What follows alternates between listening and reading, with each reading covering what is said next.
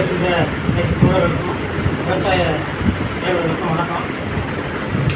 26ஆம் தேதி புதுக்கோட்டையில் எஸ்கேஎம் சார்பாக மத்திய அரசினுடைய விவசாய விரோத நடவடிக்கைகளை கண்டித்து ஆர்ப்பாட்டம் நடைபெறுகிறது.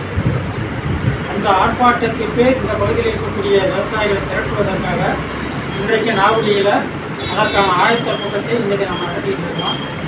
அந்த கூட்டத்தில் எடுக்கக்கூடிய முடிவுகளை முழுமையாக நடைமுறைப்படுத்தினால்தான் புதுக்கோட்டையில் நடைபெறக்கூடிய அந்த போராட்டத்தை வெற்றிகரமாக நடத்த முடியும் அப்படிங்கிறத இந்த நேரத்தில் நான் தெரிவிச்சுக்கிறேன்.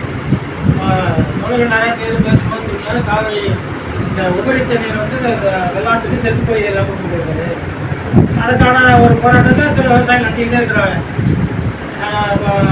செல்லத்துறைன்னு ஒரு ஒருத்தர் வர்றாரு, உங்களுக்கு தெரியும். அவர் சொல்கிற அந்த பகுதியில் இந்த காவிரி தண்ணீரை கொண்டு அவர் சொன்னார்ல காவிரி உபரி நீர் திட்டம் அப்படின்னு சொல்லி அந்த உபரி நீர் திட்டத்தை நிச்சயம் அமல்படுத்தவே முடியாது. அந்த தண்ணி போகவே போகாது. அவர் சொல்கிற பாதையில் போய் தண்ணி போகாது. அவர் என்ன சொல்கிறாருன்னா சிறுமூர் கம்மாயில் கொண்டு போயிட்டு அப்படியே கற்காடு வழியாக விளானூர் இது பிராந்தணி விளானூர் அது